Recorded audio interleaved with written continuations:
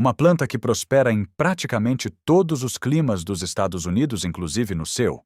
Uma planta capaz de produzir mais de 100 galões de combustível por acre.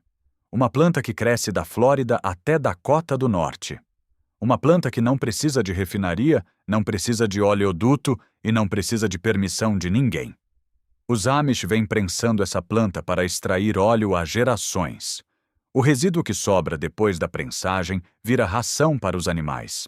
O óleo alimenta equipamentos, aquece ambientes e mantém pequenas operações funcionando, enquanto o resto do país continua dependente de postos de gasolina, combustíveis industrializados e cadeias de abastecimento que podem falhar a qualquer momento. E a razão pela qual quase ninguém ouviu falar desse sistema não é porque ele não funciona. Muito pelo contrário.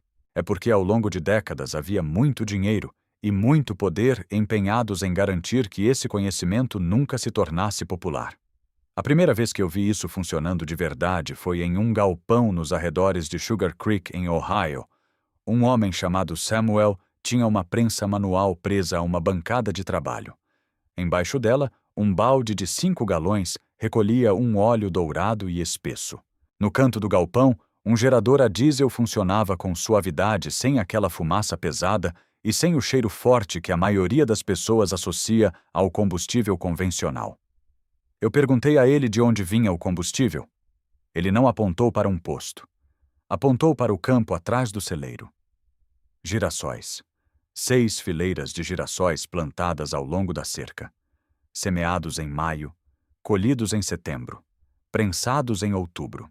E antes que este vídeo termine, eu vou mostrar a você algo que aconteceu em uma pequena cidade do Kansas, em 1938. Algo que envolveu 2.000 postos de combustível em 8 estados. Um detalhe histórico que muda completamente a forma como você enxerga cada galão de combustível que já comprou na vida. Mas antes de chegar lá, você precisa entender 3 coisas. Primeiro, por que essa planta funciona tão bem. Segundo, por que ela foi enterrada de propósito. Terceiro, por que isso importa agora mesmo que você já tenha uma casa pronta, mesmo que nunca tenha pensado em plantar um único acre e mesmo que não se considere agricultor. Porque aqui está a parte que quase ninguém contou a você. Você provavelmente já ouviu que Rudolf Diesel apresentou seu motor na Exposição Universal de Paris em 1900 usando óleo de amendoim. Isso aparece em alguns livros e às vezes é citado como curiosidade histórica. Mas o que quase nunca contam é o que aconteceu depois. E é justamente essa parte que foi apagada com mais força das conversas sobre energia, agricultura e independência. 8 anos depois da demonstração de diesel, Henry Ford lançou o Model T. E esse carro foi projetado desde o início para funcionar com etanol ou gasolina. Qualquer um dos dois. A escolha poderia ser do motorista. Ford não escondeu isso. Em 1925, ele declarou ao New York Times que o combustível do futuro viria de frutas, ervas daninhas, serragem, praticamente qualquer coisa que pudesse crescer. E ele não estava falando poeticamente. Ele acreditava nisso de verdade. Ele investiu nessa ideia. E ele não era o único homem brilhante pensando assim. Alexander Graham Bell, o inventor do telefone, escreveu na National Geographic, em 1917, que o álcool era um combustível bonito, limpo e eficiente. Ele dizia que nunca precisaríamos temer uma falta de energia enquanto fôssemos capazes de produzir uma safra. Pense nisso por um momento. 2 dos nomes mais conhecidos da história da inovação nos Estados Unidos olharam para o futuro e enxergaram a mesma resposta, uma nação onde agricultores produziriam o próprio combustível. Um país em que independência energética não seria um slogan político vazio, mas parte da rotina da Terra.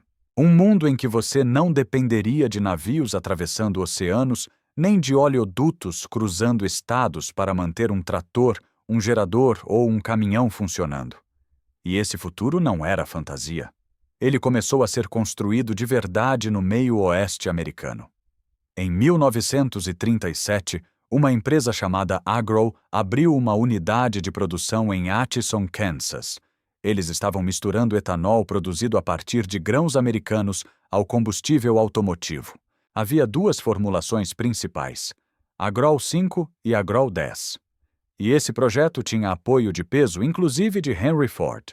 No auge em 1938, o combustível da Agro estava disponível em mais de 2.000 postos de serviço espalhados por 8 estados do meio-oeste: Indiana, Dakota do Sul, Iowa, Nebraska e outros. Não era um projeto experimental escondido em laboratório. Era uma alternativa real comercial, visível e em expansão. O slogan dizia: "Try a tankful, you will be thankful."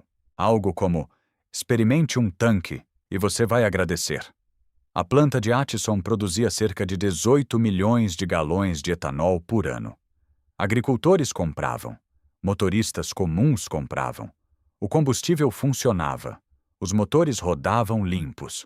A lógica econômica fazia sentido para quem plantava o grão e para quem abastecia o veículo. Mas havia um problema. Tudo isso fazia sentido para a população. Só não fazia sentido para a Standard Oil.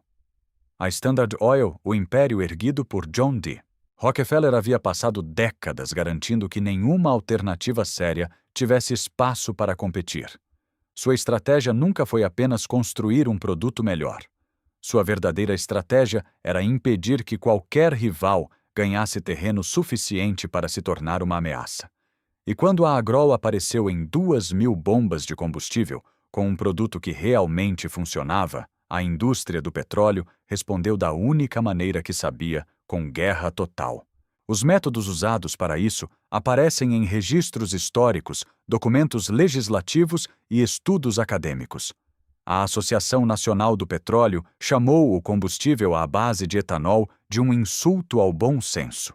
Espalharam campanhas dizendo que permitir etanol nos postos transformaria cada bomba de combustível em uma espécie de bar clandestino, explorando os medos que ainda existiam após a era da lei seca. Ao mesmo tempo, pressionaram parlamentares em capitais estaduais de todo o meio-oeste e também em Washington.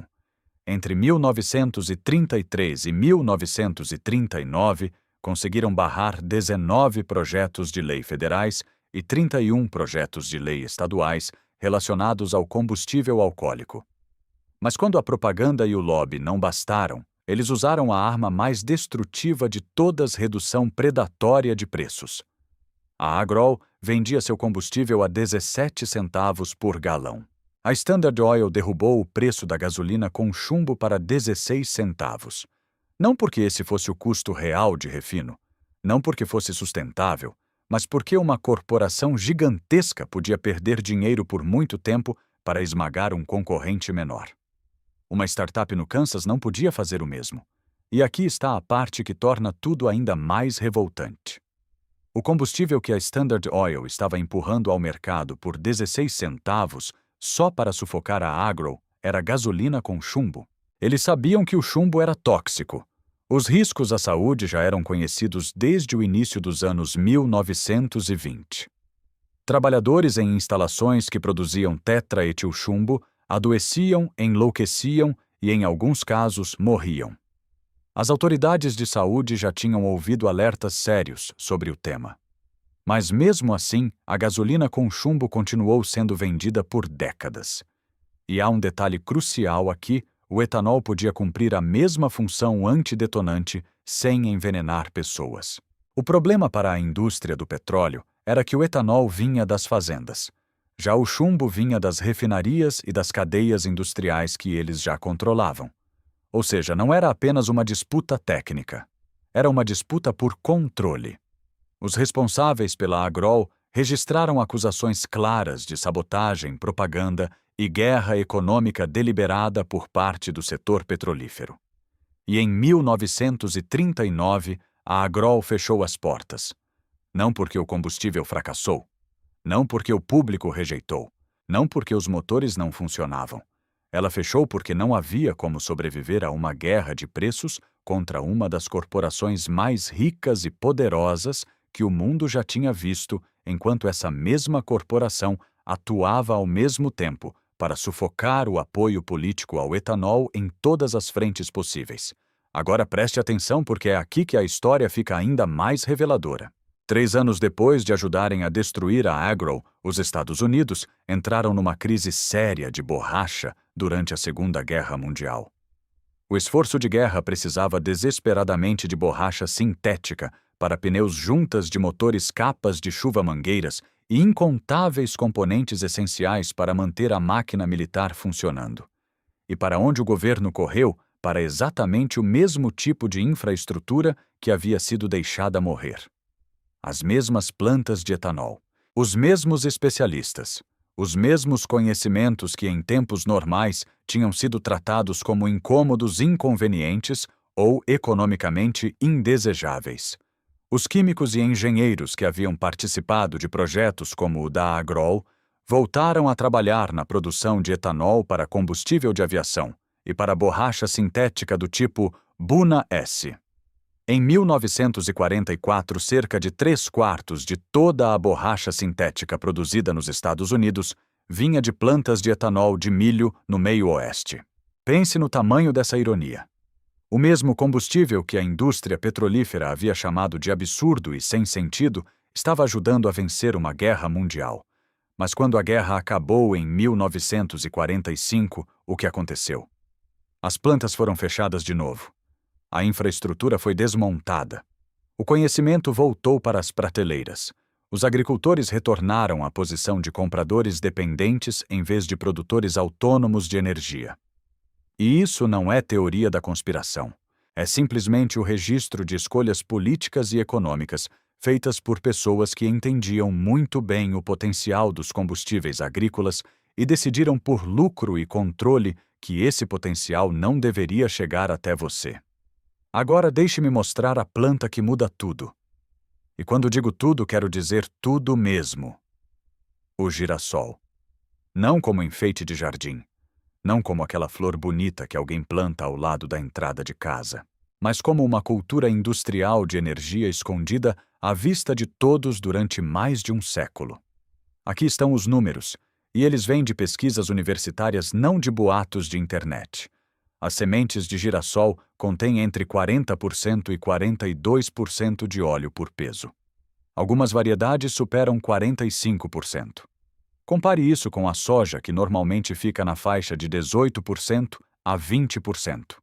Ou seja, mais que o dobro do teor de óleo por semente. Em boas condições, um acre de girassol oleaginoso pode produzir entre 1.300 e 2.000 libras de sementes. Quando essas sementes são prensadas, você pode obter algo entre 35 e 105 galões de óleo bruto por acre, dependendo das condições de cultivo e da eficiência da prensa. Um agricultor do oeste de Wisconsin registrou exatamente o limite alto dessa faixa, 2.000 libras de sementes por acre, 48% de teor de óleo e 76% de taxa de extração. Resultado: 105 galões de combustível a partir de um único acre. Isso não é uma projeção de laboratório. Não é um gráfico bonito feito para vender curso. É um resultado de campo obtido por uma pessoa real, numa fazenda real em operação real. E segundo programas de extensão agrícola focados em energia, o girassol frequentemente supera a soja quando o assunto é produção de biodiesel, chegando muitas vezes a render o dobro ou até o triplo de combustível por acre. Mas a vantagem do girassol não é só a quantidade de óleo. Ele também é uma cultura resistente. Tolera seca, possui sistema radicular profundo, se adapta a diferentes condições de solo. Pode ser plantado no fim da primavera e colhido no início do outono em muitas regiões do país. E há híbridos que amadurecem em menos de 90 dias. Agora vem uma conexão que muita gente nunca percebeu. A Universidade Cornell publicou um relatório detalhado sobre pequenas propriedades e cultivo de oleaginosas, mencionando práticas associadas aos Amish. Eles usam farelo e óleo de girassol para alimentar os cavalos. Isso ajuda a manter a pelagem brilhante e a saúde dos animais. Em outras palavras, eles conhecem essa planta intimamente. Há muito tempo. Eles prensam as sementes, usam o óleo, aproveitam o resíduo. Nada é desperdiçado. O óleo segue para uma finalidade. O farelo proteico segue para outra. Não há desperdício, não há dependência de remessas internacionais, não há necessidade de uma mega estrutura industrial para extrair valor da planta. Esse é o tipo de eficiência silenciosa que raramente aparece nas grandes narrativas sobre energia. E não é só no Ohio que isso aparece. Em Vermont, um agricultor chamado John Williamson vem cultivando oleaginosas para biodiesel desde 2004. Em cerca de 40 acres, ele trabalha com girassol, canola, linhaça e mostarda. Em sua propriedade, ele montou um reator no que chama de BioBarn, um celeiro voltado à produção de combustível. Cada batelada processa cerca de 400 galões. Em média, ele obtém aproximadamente 75 galões de biodiesel por acre. E a parte mais importante não é apenas o número, é o princípio. Os tratores dele funcionam com combustível produzido pela própria terra. O subproduto da prensagem volta para os animais ou para o solo. Em vez de comprar diesel, ele cultiva o diesel. Essa é uma mudança mental gigantesca, porque durante décadas o americano médio foi ensinado a pensar em energia como algo que sempre precisa vir de longe, como algo que chega de caminhão de refinaria, de oleoduto, de porto, de empresa, de contrato de mercado global. Mas em sistemas agrícolas pequenos e médios, a energia pode surgir exatamente do mesmo lugar, de onde vem a comida, a palha e a ração. Agora, se você mora numa região fria com invernos severos, talvez esteja pensando: tudo bem, mas isso funciona onde o frio realmente aperta. É aí que entra a canola, também conhecida como colza de baixo teor de ácido erússico. Se o girassol é a estrela mais versátil, a canola é muitas vezes a melhor escolha para climas frios. Dependendo da variedade e das condições, ela pode produzir entre 75 e 240 galões de óleo por acre. Em muitos cenários, isso representa 3 a 5 vezes o rendimento da soja para fins energéticos. E o mais importante, a canola se desenvolve muito bem em regiões de clima mais ameno ou frio, como Minnesota, Wisconsin, Michigan, Pensilvânia, Nova York e Ohio. A Penn State Extension chegou a identificar a canola como uma das culturas mais importantes para biodiesel no estado da Pensilvânia. A própria universidade plantou dezenas de acres de canola e usou combustível derivado dela para operar tratores a diesel. Um bushel de semente de canola pode gerar mais de 2 galões de combustível.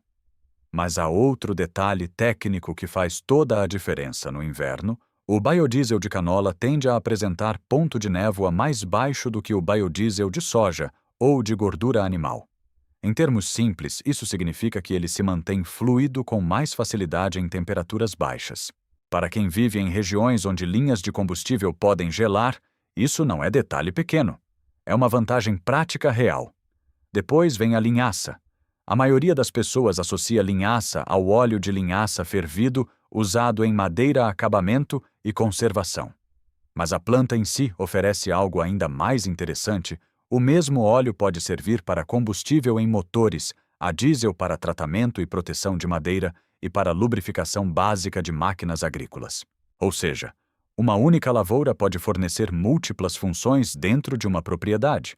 E isso é exatamente o tipo de raciocínio que comunidades autossuficientes dominam muito antes de qualquer manual universitário resolver organizar tudo em tabelas. Os Amish entendem há muito tempo que uma planta não precisa cumprir apenas uma função. Ela pode alimentar animais, fornecer óleo, proteger ferramentas, conservar madeira e ainda entrar em sistemas energéticos simples.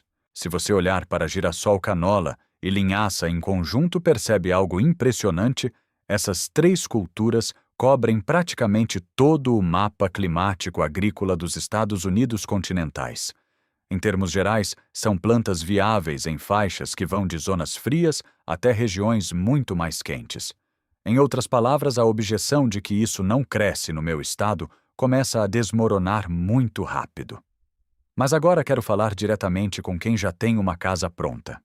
Quem tem um pequeno terreno, quem mora num lote antigo, quem não quer virar fazendeiro profissional, quem ouviu tudo isso até aqui e pensou: interessante, mas isso parece coisa para quem tem 40 acres, celeiro trator e tempo de sobra. Não. E essa talvez seja a parte mais útil de todo este vídeo. Você não precisa de 40 acres, nem de 20, nem de estábulo, nem de maquinário caro, nem de uma linha de equipamentos sofisticados. Você pode começar em escala doméstica. Uma prensa manual de óleo prensado a frio simples pode custar algo entre 60 e 100 dólares. Ela pode ser fixada numa bancada de trabalho. Você coloca semente seca de girassol de um lado. O óleo dourado sai do outro. O farelo sai por outra abertura. Esse farelo pode virar alimento para galinhas cabras ou composto para a horta. Cada batelada pode levar cerca de 30 minutos. Não há motor complexo. Não há software. Não há painel eletrônico. É uma máquina simples de baixa manutenção baseada em força mecânica direta. Samuel me disse que vinha usando a mesma prensa havia mais de uma década sem precisar trocar nenhuma peça importante. E o óleo? O óleo prensado a frio pode ser armazenado em recipientes fechados longe da luz direta por 6 a 12 meses. Isso significa que se você prensa no outono, pode ter reserva útil até o verão seguinte. Não precisa congelar. Não precisa adicionar conservante. Um porão fresco, uma garagem sombreada ou um canto protegido já resolvem. Agora imagine algo ainda mais concreto. Imagine cultivar 1/4 de acre de girassol ao longo de uma cerca, numa área lateral da propriedade, num trecho de terreno subutilizado. Essa pequena faixa pode render óleo suficiente para usos muito práticos, ajudar no aquecimento com queimadores, a óleo abastecer lamparinas em caso de queda de energia, lubrificar ferramentas e máquinas pequenas e até complementar o combustível de motores a diesel presentes na propriedade. E aqui está uma das partes mais surpreendentes para quem nunca estudou isso. Você pode misturar 20% a 30% de óleo bruto de girassol prensado com diesel comercial e utilizar essa mistura em muitos motores a diesel muitas vezes sem grandes modificações, sem kit caro, sem química avançada, sem precisar transformar sua garagem em laboratório. É claro que bom senso, filtragem adequada e atenção ao clima continuam importantes. Mas o ponto principal permanece em muitos casos, a barreira técnica é muito menor do que as pessoas imaginam. Até a cultura popular já mostrou isso. O programa Mythbusters testou o uso de óleo vegetal filtrado em um veículo a diesel. O carro rodou. O consumo caiu um pouco em relação ao diesel convencional, algo como 33 milhas por galão, com diesel fóssil contra 30 milhas por galão, com óleo vegetal filtrado, mas o sistema funcionou. Pense bem no que isso significa. Você abre mão de um pouco de eficiência absoluta, mas ganha uma margem enorme de independência. E para muitas famílias, resiliência vale mais do que otimização perfeita. No oeste de Wisconsin, um homesteader documentou anos de uso de óleo de girassol prensado a frio misturado ao diesel do trator. Na prática, os 105 galões por acre de uma boa safra foram suficientes para produzir um reforço energético valioso durante a estação de plantio e colheita. E o melhor de tudo, o girassol ainda melhorava o solo com seu sistema radicular profundo. Não é exagero dizer que poucas plantas oferecem tantos benefícios simultâneos. Combustível, ração, melhoria do solo e ainda uma presença bonita no campo. Agora amplie essa ideia um pouco. Pense não apenas em uma propriedade, mas em uma rua rural ou em uma pequena comunidade. 5 famílias, cada uma plantando 1/4 de acre. Juntas elas já têm mais de 1 acre total de produção. Num sábado à tarde, prensam as sementes em conjunto, dividem o óleo em partes iguais e cada família entra no inverno com reserva para iluminação, aquecimento complementar ou uso mecânico básico. É exatamente aí que está uma das chaves do modelo Amish. Eles raramente pensam em termos puramente individuais. Eles pensam em termos de comunidade, cooperação, escala prática e continuidade. E isso nos leva ao terceiro sistema quase nunca citado nas conversas sobre energia doméstica rural: biogás a partir de esterco. Se você tem animais, essa pode ser uma das fontes mais baratas de energia disponíveis. A Penn State Extension documentou o potencial disso em detalhes. Só no estado da Pensilvânia, as vacas leiteiras produzem milhões de toneladas de esterco por ano. Uma única vaca leiteira pode gerar resíduos suficientes para produzir cerca de 40 pés cúbicos de biogás por dia, dependendo do sistema. Esse gás é rico em metano, ou seja, Quimicamente, é muito parecido com o gás natural que chega por rede pública a tantas casas. Em escala doméstica pequena, um biodigestor simples, feito com tambores ou recipientes adaptados, pode gerar algo entre 200 e 400 litros de gás de cozinha por mês. Isso já pode bastar para uso culinário diário em algumas rotinas familiares. Sem eletricidade, sem partes móveis complexas, sem depender de fornecedores externos. Você alimenta o sistema com esterco e água. O metano sai do outro lado. Algumas comunidades Amish na Pensilvânia já utilizaram digestores pequenos para transformar resíduos orgânicos em gás, para cozinhar e aquecer. E o estado abriga alguns dos digestores rurais em escala agrícola mais antigos em operação contínua no país. Eles continuam funcionando há décadas por um motivo muito simples: funcionam de verdade. Então vamos resumir o sistema inteiro. Óleo de girassol pode alimentar motores a diesel, aquecedores, lamparinas e ferramentas. Óleo de canola pode servir como solução excelente para climas frios. Óleo de linhaça pode atuar como combustível de reserva lubrificante e produto de proteção para madeira. Biogás pode alimentar fogões e fornecer calor. E tudo isso pode ser feito no terreno que você já tem, com a casa que você já tem, usando sistemas pequenos, de baixo custo inicial, e já documentados por universidades agrícolas sérias. Mas agora eu preciso voltar ao grande detalhe que prometi lá no começo, porque sem ele a história fica incompleta. Depois que a Agrol foi destruída e depois que a infraestrutura de etanol foi reativada durante a guerra, apenas para ser desmontada outra vez, o governo federal continuou acompanhando os fluxos de subsídios energéticos ao longo das décadas. E os números são brutais. Segundo o General Accounting Office, entre 1968 e 2000, o governo dos Estados Unidos concedeu cerca de 150 bilhões de dólares em incentivos fiscais e subsídios à indústria do petróleo. No mesmo período, todo o setor de combustíveis agrícolas e etanol recebeu cerca de 11 bilhões. A diferença é de 139 bilhões de dólares. Então, quando alguém diz que o mercado escolheu naturalmente o petróleo porque ele era mais barato, é preciso perguntar: mais barato para quem? E barato de que maneira? Porque um mercado subsidiado nessa escala não é um mercado livre no sentido honesto da palavra. O petróleo parecia barato em grande parte porque foi empurrado por políticas públicas, incentivos estruturais, infraestrutura dedicada e proteção política contínua. E enquanto isso, alternativas agrícolas foram tratadas como curiosidade, nicho ou extravagância. Agora vem outra parte difícil de ignorar. Em julho de 1977, um cientista sênior da Exxon, chamado James Black, alertou internamente a empresa de que o dióxido de carbono proveniente dos combustíveis fósseis estava aquecendo o planeta.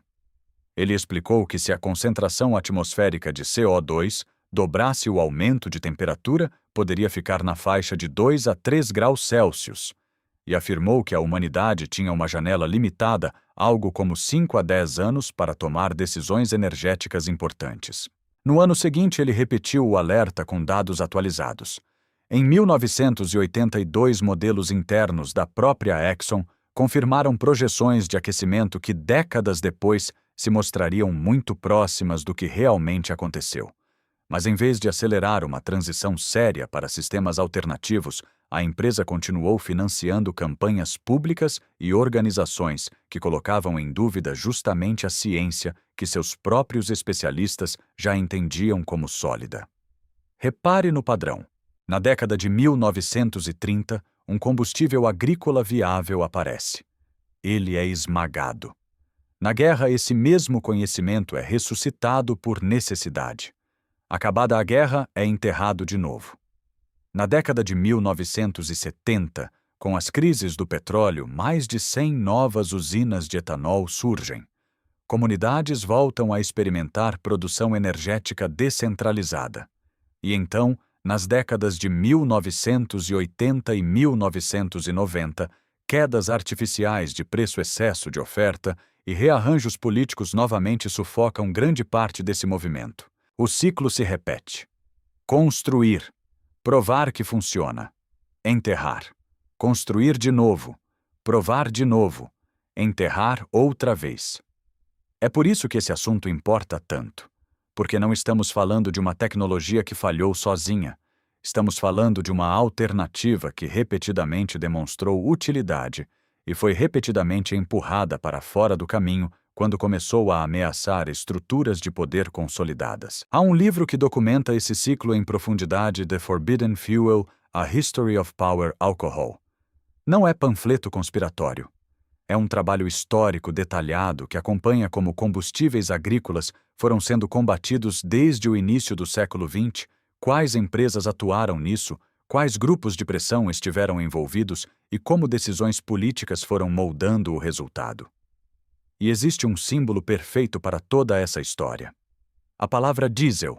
O motor diesel não recebeu esse nome por causa de um produto do petróleo.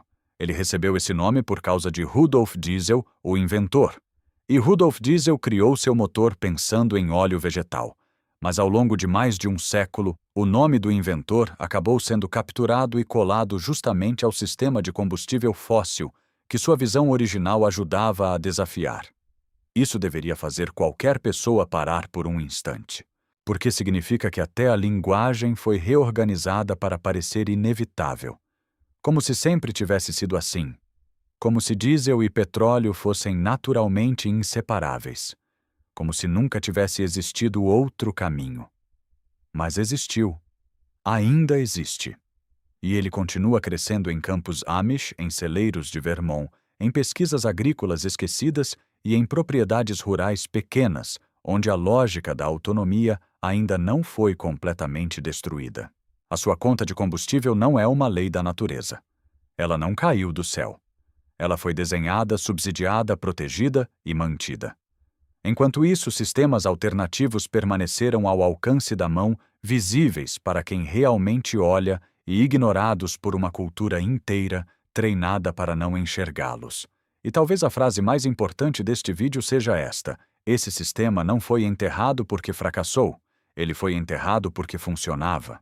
Se você assistiu até aqui, deixe um like e escreva nos comentários o nome do seu estado. No próximo vídeo eu vou montar um mapa de rendimento por estado para mostrar onde girassol, canola e linhaça produzem melhor, quantos galões por acre você pode esperar em diferentes faixas climáticas e qual dessas culturas faz mais sentido na sua região. E no vídeo seguinte vou mostrar outro caso quase esquecido, um material de construção que perdeu apoio federal em 1937, exatamente no mesmo ano em que a Agrol abriu as portas. Quando você descobrir que material era esse quem ajudou a derrubá-lo, e por que vai perceber que este vídeo inteiro foi apenas o começo.